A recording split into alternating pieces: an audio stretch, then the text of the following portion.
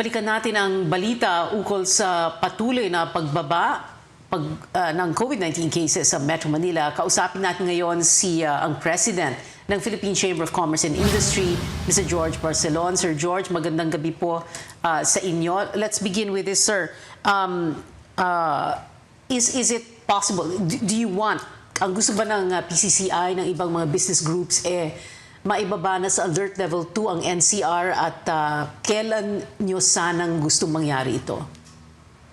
Sa ngayon, ang mga data galing sa DOH, no, it shows that the infection numbers have been dropping. So hopefully, tuloy yung bumaba na by next week they can decide, no? Pwede ba ibaba natin ng level 2? But so far, if you look at the other countries, no, yung mga na tinamaan ng Omicron na mas maaga, like South Africa, yung bumaba yung infection over a period of time. Ang sabi ni I think Professor Guido kanina, by February, mid-February and February, baka yung infection dito sa NCR, mga 1 or 2,000. So I think they're using those numbers as a guide, no? But what's important is so far the mortality rate na control. Mababa yung mortality rate natin. At saka hindi naman na-overwhelm yung mga hospital. So with that, we look forward na sana nga by next week, meeting daw sila ng 27, by next week, they would declare either Monday or February level 2. But let's wait for the data. Okay. Well, next Monday is January 31, Feb 1, Tuesday. So first week of February pa lang next week. Isn't it too soon, sir? I mean, yeah, of course, we're all heaving a sigh of relief, no, na medyo bumababa na talaga yung mga numbers, yung COVID-19 cases, no, sa Metro Manila. But won't it be too soon?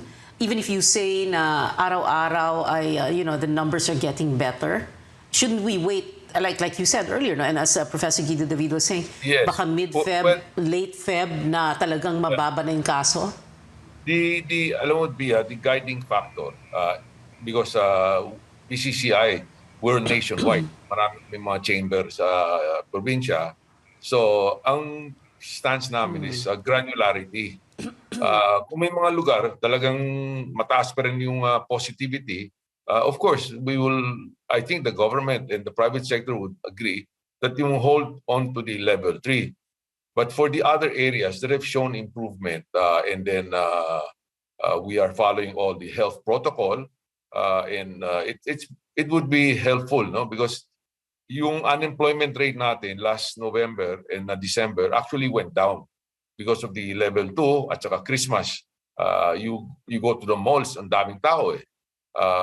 But lately, I think the unemployment rate has come up again, because if you go out, makikita mo sa karsada, so few cars running. So that has an effect on business sectors. We hope that come February or March, there would be a stronger recovery for the year 2022. So like you were saying, sir, earlier, no, there are more jobless people dahil nga nag-alert level 3 beginning January 3, just 2 days after New Year's, no?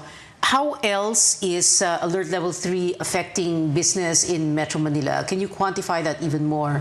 I mean, apart from the fact that we have smaller capacity, halimbawa sa restaurant, yes. What does it mean to all these businesses? Yes. How many businesses closed down or had to pare down on operations because of alert level 3? Well, narinig ko yung sinabi ni Secretary Sylvester Pepot earlier, no? Once you reduce the capacity, the businessmen definitely they will cut down on the number of workers, no, that they will require to be reporting. Hindi lang yun. Ang natatamaan yung supply chain. Like in a restaurant, it's only the service that you're seeing on the top level, no? Pero yung mga supply nila galing sa mga either in the poultry sector, agri sector, or whatnot. So those have yung parang effect, no? If you reduce the capacity. Pagka level 2, indoor, the capacity is 50%. So malaking bagay yun. I mean, if you compare 30% to 50%, you're talking almost a 50% increase. So it helps the businessman, establishment. Of course, again, I would like to stress no, na for people to be vaccinated, government is saying booster shots. Kung kailangan at saka meron naman yung mga bakuna, we encourage that. But we will not, of course, we will follow whatever the law provides. No? I think it's not compulsory na kailangan kung ayaw ng mga iba, you take other precautions, no? Like testing them. Actually, a lot of companies are doing that. Yung mga medium-sized company, na kaya nila na sinasagot nila yung testing. Pero yung mga micro, wala. Mahirapan sila. They cannot.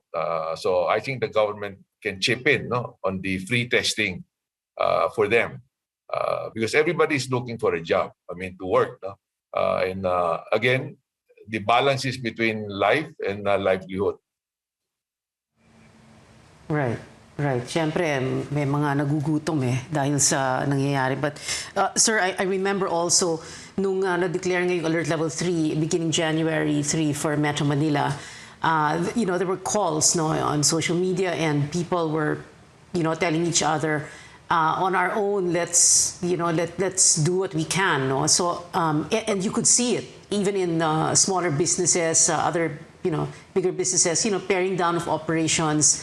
Yes. So, the question now, of course, it is hypothetical. No, if there is another surge of another variant, or if yes.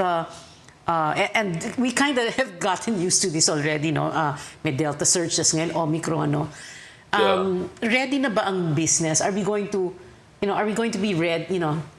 Of course, we will have no choice but to shut down. No, but are we going to be ready for a shutdown? And given the Alert Level 3 scenario and how it affects all these businesses, what is a full shutdown going to do to us? I tell you, a shutdown. You remember when we strictly shut down yung previous year, no, 2020. Yung isang quarter ng GDP natin bumagsak na negatives almost 17%. When we dig ourselves too deep, it's hard to climb out. Kaya itong nagagawa natin with the government, ang partnership between private sector is really to monitor it in a way that it's balanced. No, so far, like personally in my company, no, the number of infection tumaas. Okay. At saka hindi nila alam where they got, paano nahawa sila. They don't have a clue. Okay, warehouse namin, office namin. But what I can share is that yung mga nahawa, usually mga 5 days, no? 5 to 6 days, na all the symptoms are gone. Yung mga symptoms na masakit nila lamunan, ubo, fever, it goes through a phase. Pero yung phase na yan, mga 6 days lang 5 days, 6 days. But of course, we still maintain na mag-quarantine muna sila no, sa home. Because I've seen some study, and as a matter of fact, some doctors told me no, na you got infected, gumaling ka na, after 2 weeks, if you test for the PCR test, positive pa rin. Pero you don't feel anything. Now, I'm not a doctor, as far as I know, no? You get vaccinated, you can have breakthrough case, or you can infect others. You're not vaccinated, it's the same thing. But luckily, I'm saying luckily for us, so far the Omicron has increased infection, but the severity of it is not too bad. At saka yung number na namatay, it's, hopefully it's always below 100. No? At saka ang average ngayon sa morbidity, bumaba na 1.55. Dati umabot ng 1.75. Now it's 1.55. So it's like something that giving us hope. People ask me, what do you think about this year? I said, of course, being a businessman, we try to be optimistic. Otherwise, you wouldn't be in business. But we have guarded optimism. Okay. maraming uncertainty dito sa itong hindi lang sa COVID, no. Ang daming mga bagay katulad mga gasoline, cost of living, tumataas. So those are factors that we're looking at.